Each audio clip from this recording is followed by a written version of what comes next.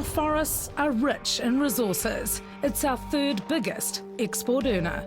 It's a money game, and it's making them billions while we're making pittance. But some who've spent a lifetime in the logging game are now having to shut up shop. I've seen a lot of changes for the bad, not for the best.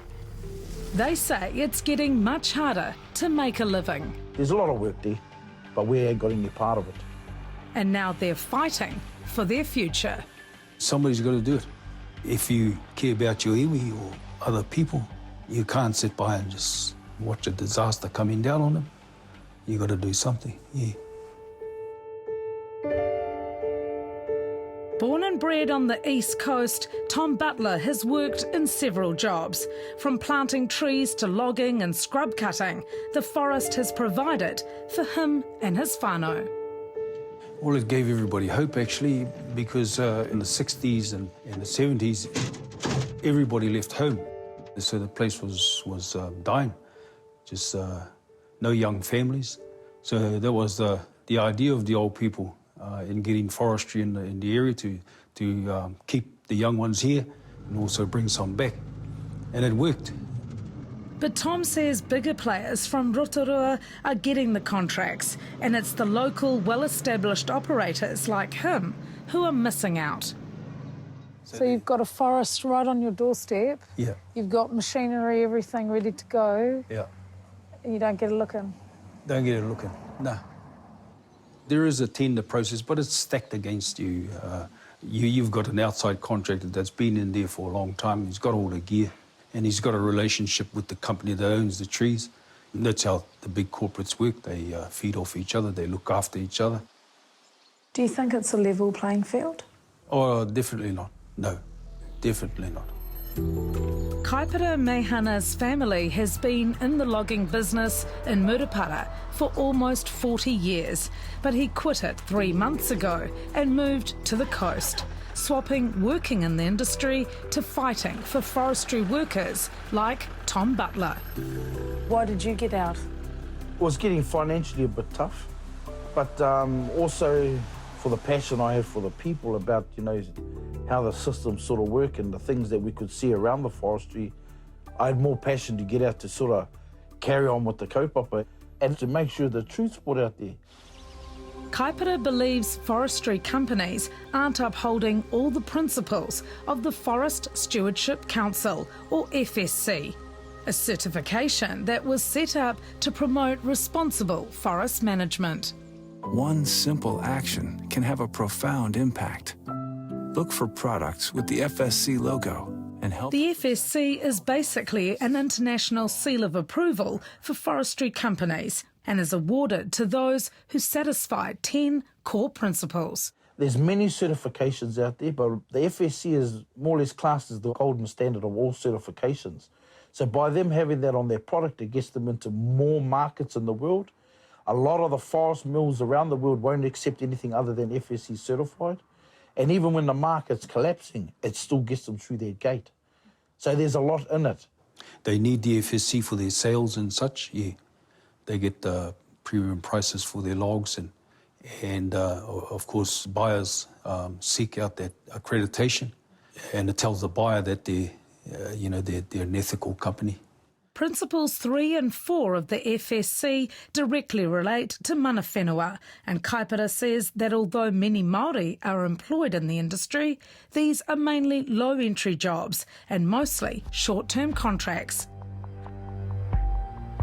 Principle 3 of the accreditation states that the organisation or forestry entity shall identify and uphold Indigenous peoples' legal and customary rights, while Principle 4 refers to the organisation maintaining or enhancing the social and economic well-being of local communities. And when we looked at it, we asked the question, well then how come we've got no work? Although the forests in his area are FSC accredited, Tom believes they're falling short on those key points when it comes to consulting mana whenua and addressing their needs. He feels the tender process for contracts isn't fair or transparent and goes against what the FSC stands for. We built this forestry mainly for us and longevity of work, bring our people back and keep young ones here. And they're just here now, just raping the place, you know, with total disregard for us. This was meant to be a lifeblood for... Yes, for the coast, yes. Yeah, absolutely. Yeah. But it's not working out that way. Tom says he's barely keeping his head above water. Oh, I got it. Yeah, not good. And he's not alone. In the central North Island, larger operators are replacing locals. 3 months ago, 66-year-old trucking contractor Vern Higgins made the decision to sell his Mack trucks and Murupara yard after 50 years in the business. How do you feel when you see this, you know, almost empty now? You're like, well, you know, when you've done it that long, it'd be different if I hadn't been in the game long. I feel a lot more sorry about the place. Had you hoped to pass it on to your boys? Yeah, I hope to work them, you know, into that, the ownership part, but there was no work with them. Vern says his trucking business was a good provider for him and his whānau, but the contracts are getting harder and harder to come by. Well, I'm only making about 20% of what I used to make. It was very hard work, you know, trying to make a living out of it. Would you say you're close to bankruptcy, Vern? Yeah, big possibility. You feel like you've let your family down when you haven't got a job, and which I haven't, and they know that, but you just feel worthlessness, you know? It's not just in the central North Island and the East Coast. Kaipara says he's heard concerns from other parts of the country as well.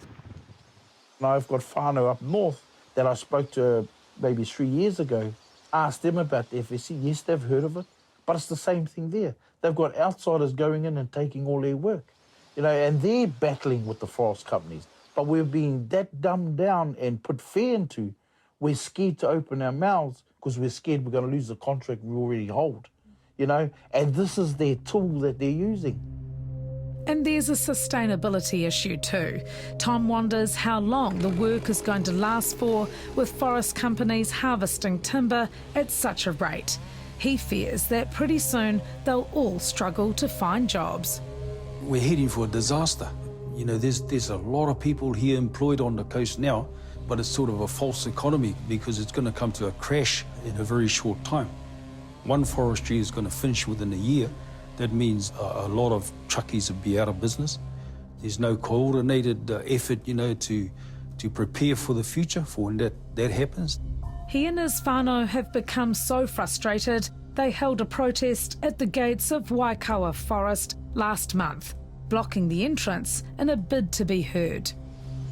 If we took the bull by the horns and planned the whole thing, we can slow down some forestries and speed some up and balance it out so that it lasts till the next rotations come on stream in 10 to 15 years' time. And there's enough trees now to be able to do that. But if we carry on at the pace we're doing now of stripping, we're going to have that gap, and it's just a disaster coming our way. The FSC certificate was meant to help protect the interests of indigenous communities and appears to be working with First Nations people in Canada. But some on the forestry frontline say the same can't be said here. It's obvious that the FSC isn't influencing the activities in this area at all, and I'd like to see them step up to the mark and make these forestry companies accountable. The rights that are there, according to the FSC, the United Nations, it allows us to take hold of our resources and make them work for us, like the Haida Nation in Canada, where they've got full control of their land. That's their hope, but until that happens, they'll keep on fighting for Māori workers and their livelihoods. Well, it's got to change, and that's why we've dedicated ourselves to make the change, and we won't stop till it happens, you know. If they're not going to come to the table, we will shut the gates, and we've never been hesitant in saying that. We will not be shy of shutting the roads.